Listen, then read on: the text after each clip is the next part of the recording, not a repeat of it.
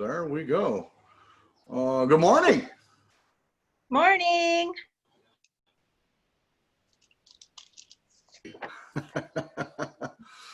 So today we are interviewing Jeannie, who is a big supporter of Habilitat. She has been here a number of times, involved in different aspects of what we do, and we're gonna hop right into all this. So if you could real quick, tell us who is Jeannie and what are you all about? Jeannie is a Haole girl who came to Hawaii for college, met my husband at University of Hawaii and got married, and I thought, why would I leave this paradise? So I came here in '81 and I've been here ever since. Mm-hmm. And tell us a little bit about what you do with HawaiiUSA credit. Yeah, at HawaiiUSA Federal Credit Union, we're located on all the islands, Big Island, Kauai, Maui, and all over Oahu. And my job is kind of amazing. My title is called a Business Relationship Officer. So I reach out to the communities, to businesses such as yourself, and look at how we can partner and share financial education to those who might not have had the normal routine, going to school, getting a high school GED. So we're here to help with the community and see what their financial needs are. Are they a homeowner? Do they own a car? Do they have a job? So we're here to just partner with those community members that are my neighbors. Very good. So reading through your bio and having talked to you a couple times,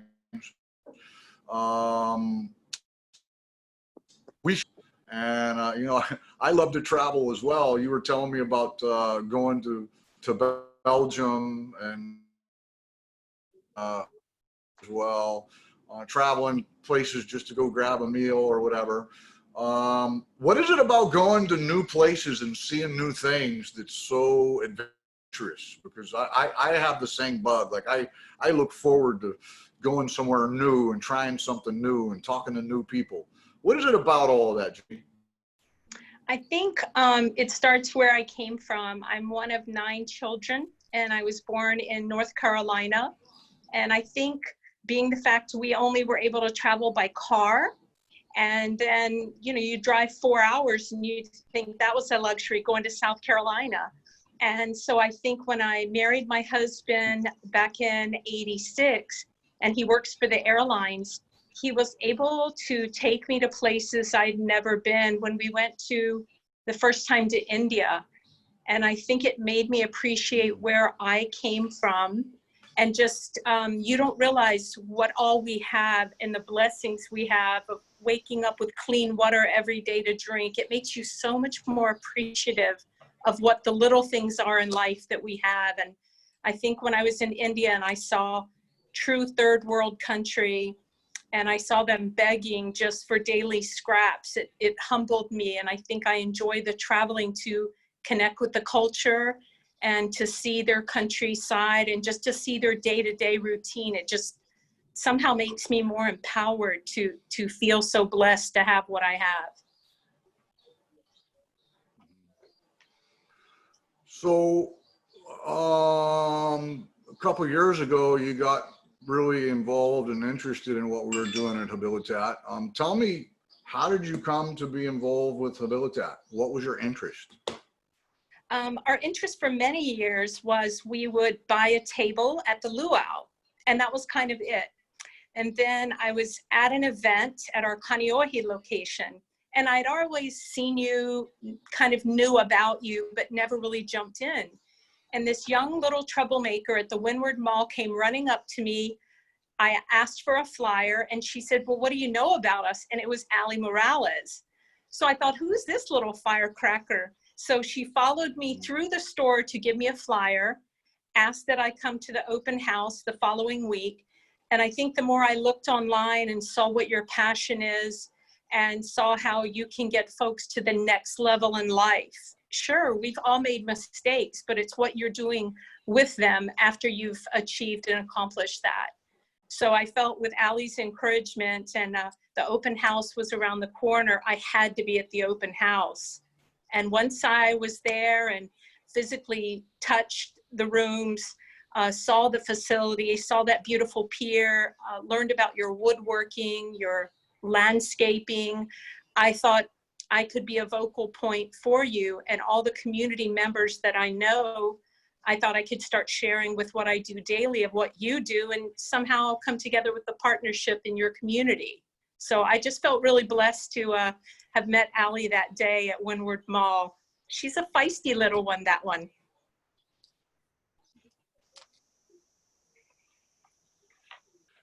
And she's instrumental in what we're doing at this point. She helps holders, if you will. She keeps up with a lot of stuff for me. So I had a question, because I think a lot of people, even I've talked to a lot of people that don't really could you explain for our audience what is the difference? Two different things. It's very easy and very complicated. The difference between a bank, which is called for-profit organization. The minute you walk in a bank, they are there to turn a profit. So whether you're taking out a loan, they will get a percentage of it. Whether you're opening a new account, they will get a percentage. And the credit union's just different, because you, when you walk in the door, become an owner of that organization. You become a voting member. So it's a little bit different, because I consider ourselves the credit union for the little guys. When we were forged in 1936 here on Oahu, a lot of teachers got together because they were being turned down for loans. Female teachers, different ethnicities would walk in a credit union or a bank here in Hawaii and be turned down for membership. So we're here to help the little guys, to give them all the benefits, learning how to buy a car. But definitely the difference between the two is one is there to turn a profit, whereas the credit union, we are a nonprofit. We are membership owned.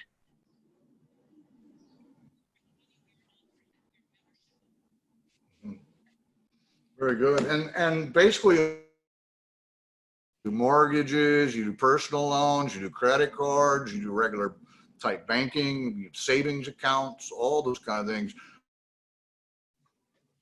Nonprofit and stakeholder kind of centered, right? Yes, definitely. And one more thing that we do also the same that the other big institutions, the banks have, is we do, if you have a keiki and they're really young and maybe in preschool, that's the time we're going to open up and educate you on how to pay for their college, because I had to pay for my own college growing up. My parents were quite old at that time because I was one of 9. So I didn't have the luxury of having a college fund. I'm not sure about some of the folks listening, but I had to work full time and go to school to get my degree. So we educate those folks who do have young kids how to save for their kids' college fund, because it comes in a blink of an eye. That money is going to be ridiculous. Right. So I was reading through your bio, and boards. How did you become so involved in all these different organizations? And I think more importantly, what do you bring to? Good question. Good question. Again, I'll go back to my background because I am one of 9 kids. My mother and father felt it was imperative that while we weren't independently wealthy by any means, we are taught to give back to the community. And with our credit union, technically we were called an educators credit union. So a lot of the teachers, principals, janitors, custodians all banked with us. I feel it's my responsibility now that I do know about finances, how to save, what it takes to get off the streets and become a first-time homeowner. There's a lot of challenges out there, and we have to just take away that fear of being comfortable to walk into a credit union and ask for help. And no shame in your game, just asking for help. But I think part of these boards is a way for me to get out there and share your message and my message to the community. For example, being part of the Kaneohe Business Group, when I joined them, there were a little bit older people on their board. So when I came on board, they were calling me the Energizer Bunny because they had a lot of folks that had been there a long time. So I think I like to bring a different aspect to a board. I come in and I leave my footprint. And by being part of Kaneohe, I asked Allie to participate because I think there's a demographic that we're not even touching on that is imperative to get more folks involved with what you do and what your organization does. And I thought that would be a good segue in to have Allie and your team come on board with the Kaneohe Business Group.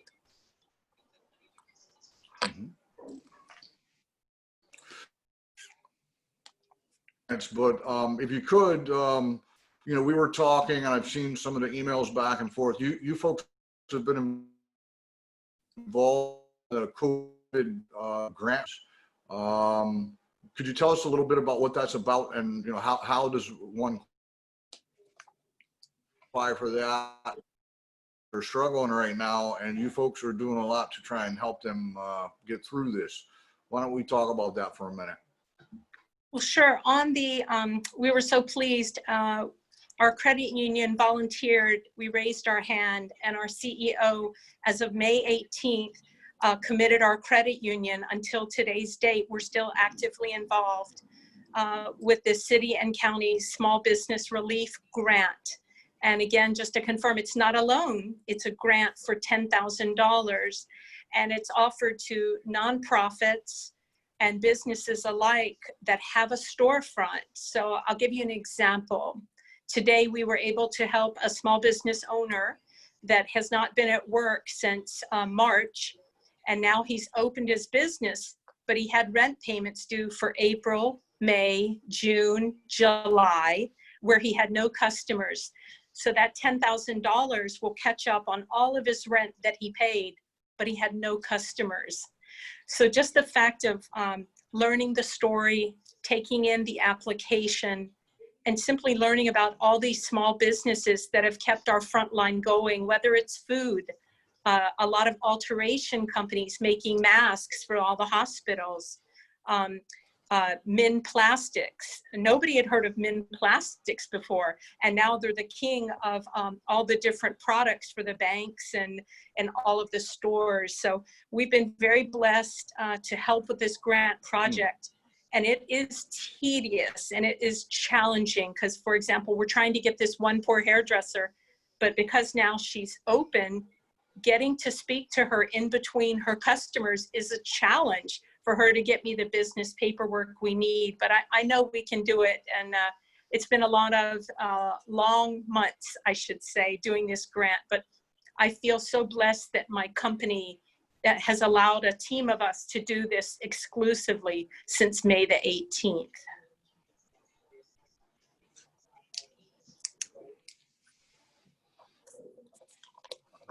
Oh, and do you know how many grants that you've given out since then?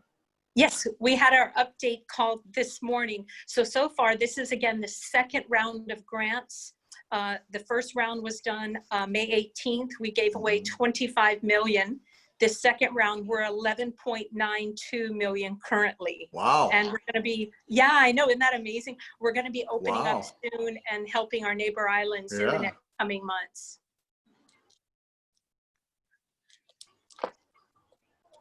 Awesome, awesome. That's absolutely fantastic. I know there's a lot of people out there that need the help. That's for, so it's all organizations that are working with the city to make that happen. So let's talk real quick about these interest rates. Have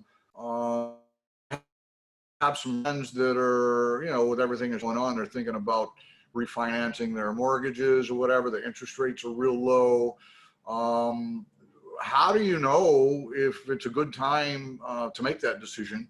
Are there qualifying, you know, issues where, well, if you or your interest rate is this much above what it is now. What are the qualifying factors? How do you know when it's time to look to refinance? I think I think that's a good question, but it's also a leading question to another. And the reason why I say that is a lot of folks right now with this challenge have been laid off and currently unemployed. And there's no worse time to try to apply for a loan when you're currently, say, you and your wife are both working hotels and you have no job. It's really a challenge. So I'd say personally, the first thing you need to do is, if you do have a relationship with your bank or your credit union, my phone has been ringing off the hook for one-on-one meetings. And the reason being, if you don't know somebody at the bank and maybe you feel embarrassed to go in and ask these questions, don't be. This is what we get paid to do. So schedule or call your bank or credit union, ask to sit down with them, and we kind of spend half an hour and just listen. We're not selling anything. We just want to listen. Where are you? And what would make your life better? Would it be better to find out that your cable bill is not paid, your electricity is close to being turned off? Because there are wants and there are needs. And if the need being is you need to keep a roof over your kid's head and food in their belly, we look at different options versus this. We kind of give you the baby steps. We're trying our best to set a strong foundation for what you need individually. So how, I'm quite sure COVID has changed everybody's industry, but how has COVID changed your industry? What's changed? Well, it was really good that our marketing team was already on board. So the electronic check, so say for example, people are kind of nervous or scared to go into the bank or credit union to deposit a check. So now our marketing team was already on board. So you can take an image of your check, front and back, update it, be able to download it and see it's in your account in a business day. So that's helped out. But I think the biggest thing that has changed is we've had to modify hours, the constant sanitation, temperature checks. A lot has been done online, so we had to hire additional employees to pull them off certain jobs to help with our call center, because the call center numbers increased by 80%, because more people are working from home. But that's a great question. Yeah. Yes. Yeah. So expect longer wait times, or is it still pretty prompt? It's going to be a longer wait time, because say for example, Jeff, say for example, you're calling and you're not able to go in and schedule a meeting with me to talk about your life and your finances and should I refinance my home? So those conversations they have on the call are not going to be check my balance, did 804 check number clear. So it's more engaged conversation. So do prepare to have a longer wait time. More involved, yeah. More hands-on than we ever were before, correct? So you like we said earlier, you become more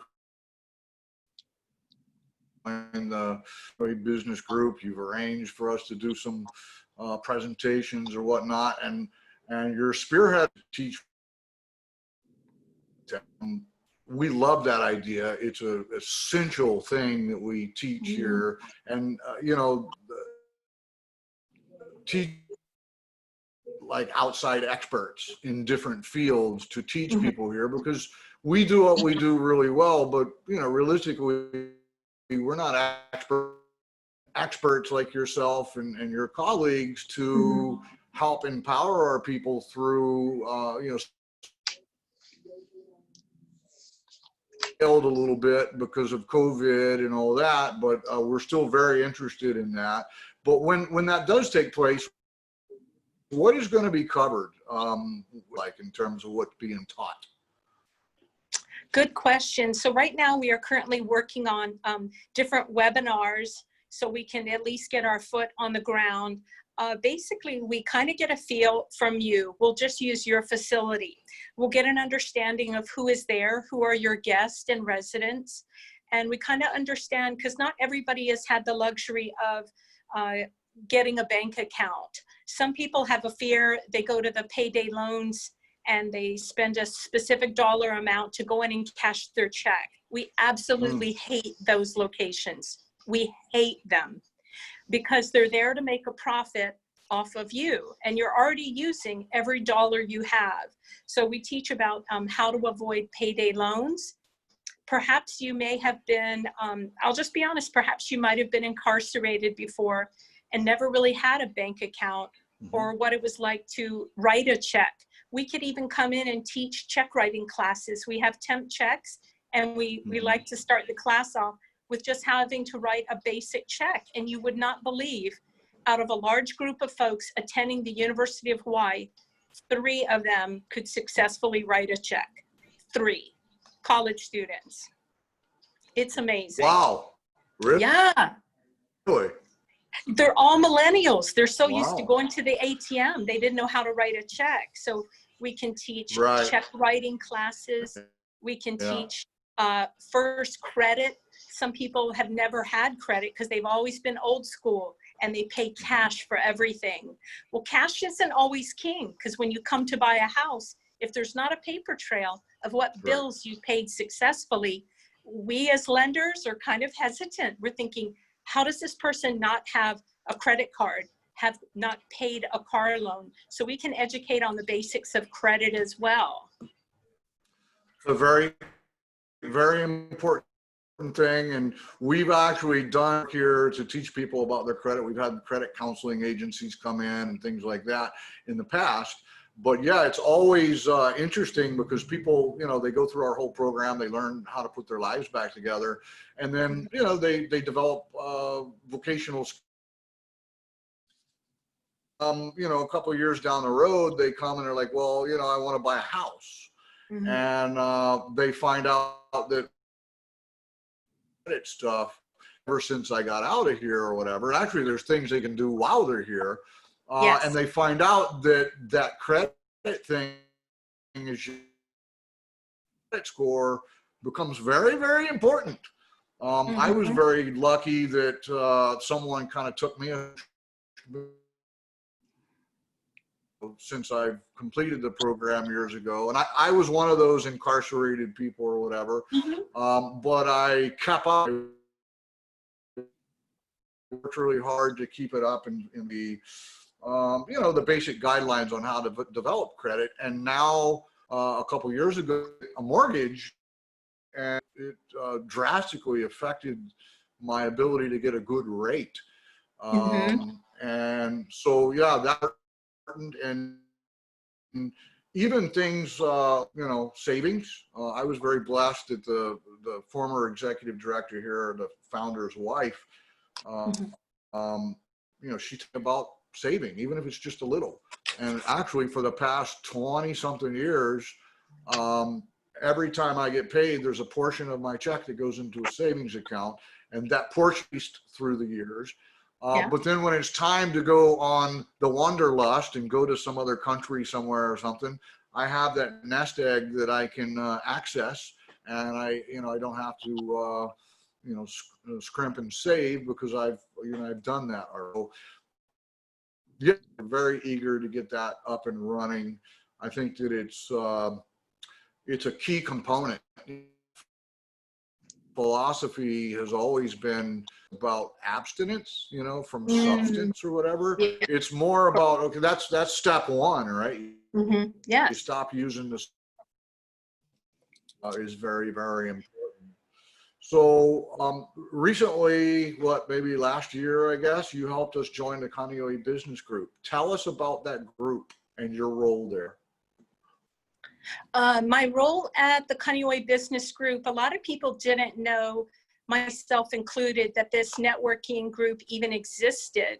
And what makes it nice is these are all folks that either live or work, and they have roots in the community. So this business group has been in existence almost 70 years.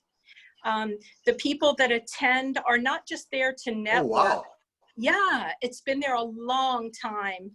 The founder recently passed away, and his daughter still is part of our board. And she said her father wanted the board to be more involved in the community and not just by writing a check. And while the check is great, don't get me wrong, it's getting their hands dirty in the community they live in, working the Kaneohe parade from crack of dawn on the day of the actual parade, getting out and involved, such as your luau.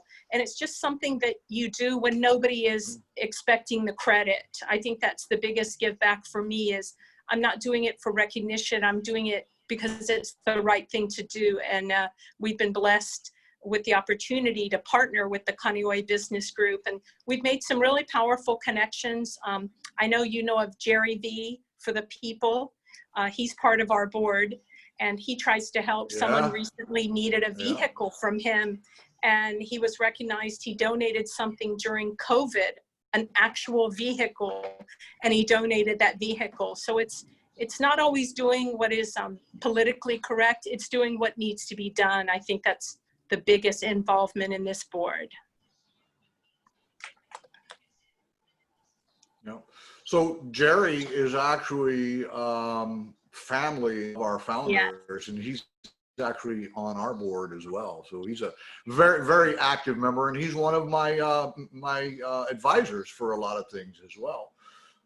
He's a great guy, and I didn't even know he was a member until I showed up there. So you've brought us in and helped us with several engagement with the Air Cargo Association. I think Allie's done some other ones. In fact, I did. Is that kind of what you do? Is you bring people to different groups and share and connect them so that they move on? And if so, you know, I don't think I've ever met anybody. You're a very busy lady. You're very high energy and very friendly. People together and make things happen. So what you know, what are all those speaking engagements about, and what purpose does it serve?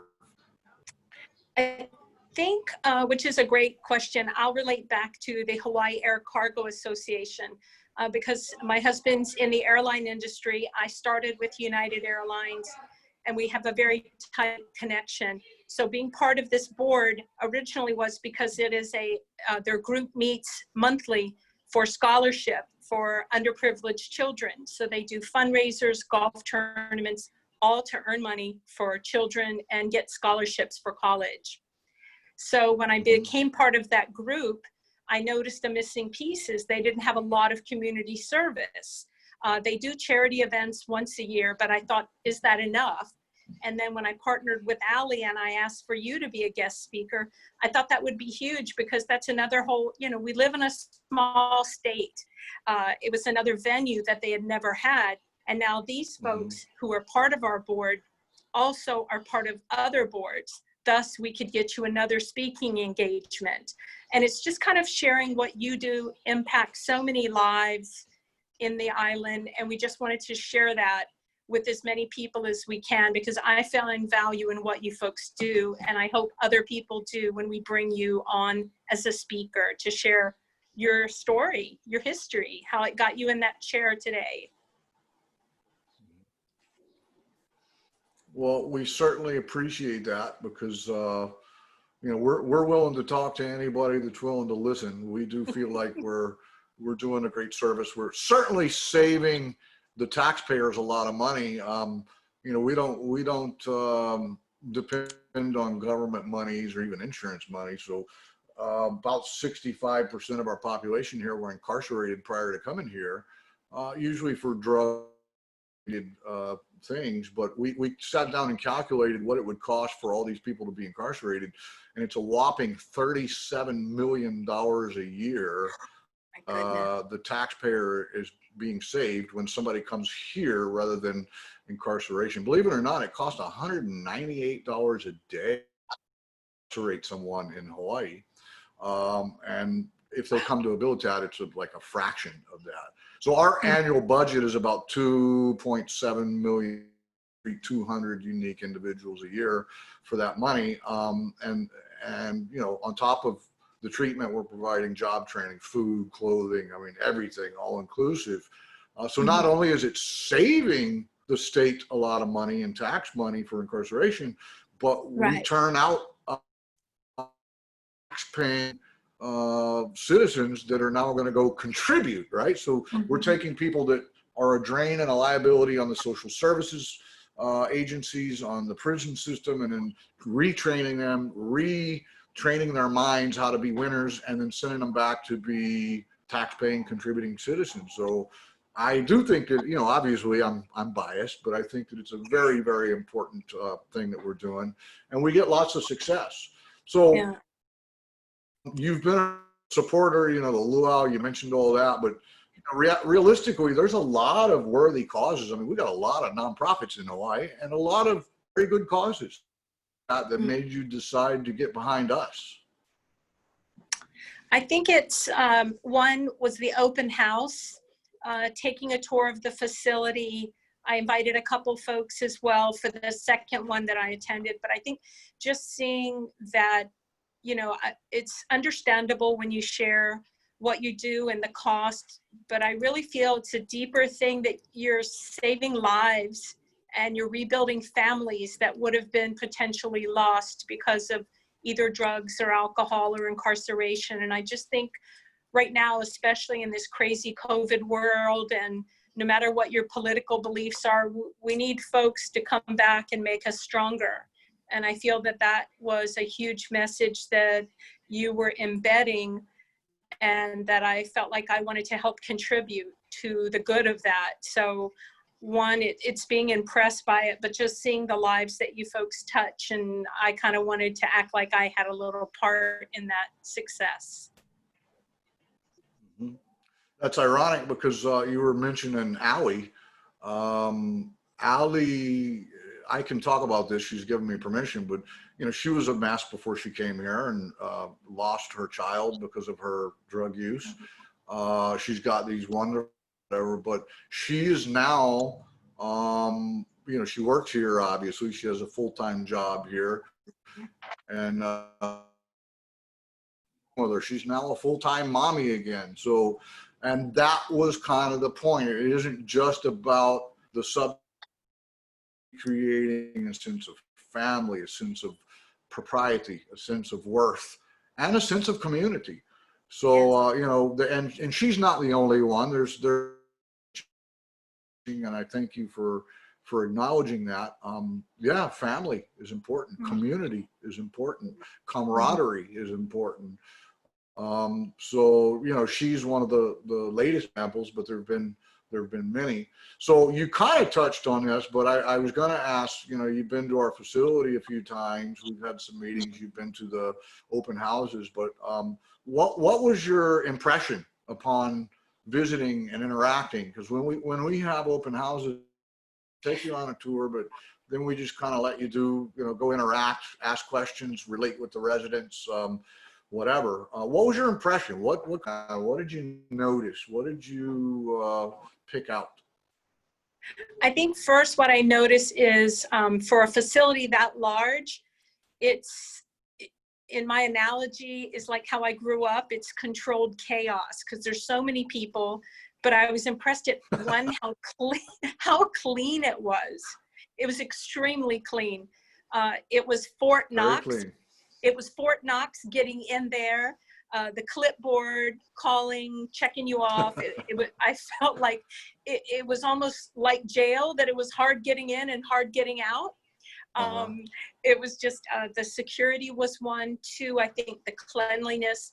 I did notice the partner system right away, that I kept seeing one person with another person. So I asked about that. And I saw the different barricades and the barriers where it was no entrance, and I asked about that.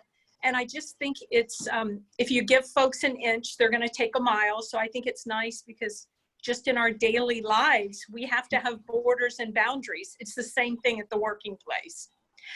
So I found it really interesting that how would you control that many lives at one time? And I think the structure of a schedule is imperative for success. I think you have to have a schedule, something to look forward to.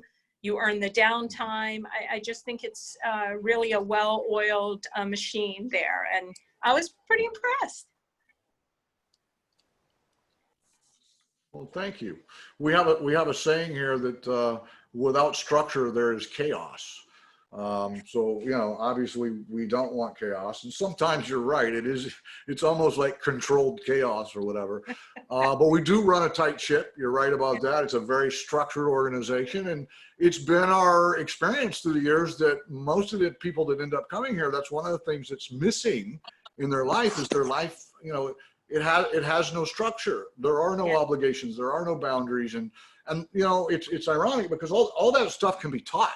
You're not born with the understanding of that stuff. Those are things that can easily be taught. So we teach that stuff, and it's interesting that you noticed that. I'm glad to hear that that's visibly apparent upon a visitation here or whatever.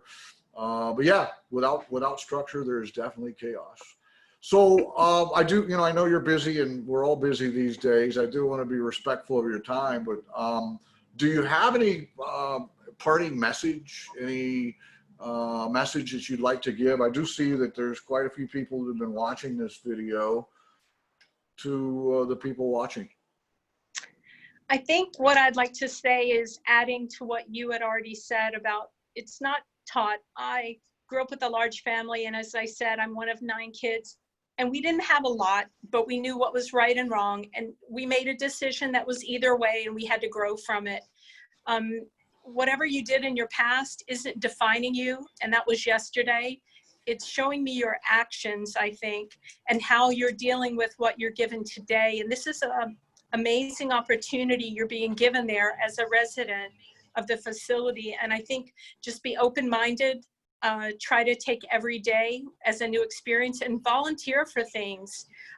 Raise your hand, try to think outside of your box, because I naturally was kind of a chatty Kathy, but growing up, and I kind of learned how to hone in on those skills. And now my voice is what I feel can best serve my community. And I thank you for this. And again, don't be ashamed to ask for help. I'm sure Jeff and Allie folks all know how to reach me, but feel free. I'd be happy to answer questions or emails on just how to get you started, even if it's as small as $5 a day. It's something you can give up a trip to McDonald's or Jamba Juice and just try to think of the future that you're going to leave behind for your children and your families. Very good. So shameless plug, if people want to get in touch with your organization, where do they go? Who do they call? Will it be for banking services, credit stuff? Counsel, credit counseling, whatever it is that they're interested in that we've talked about, where would they contact someone at your organization?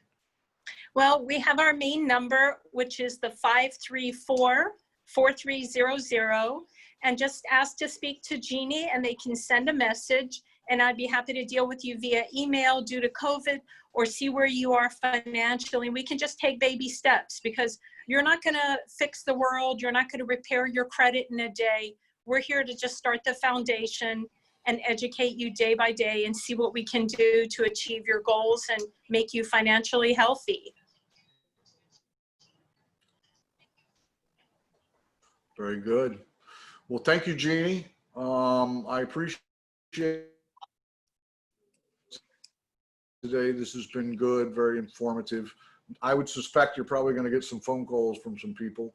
And when it's right to do so, classes and whatnot. And as always, if there's anything that we can do for you, please don't hesitate to call. Perfect. Can do for organizations that you work with, you let me know. So it's reciprocated, right? So Definitely. we appreciate you, and let us help. Okay, take care. Aloha. All right, aloha, Jeannie. We'll see you. Bye. Thank you. You too. Take care.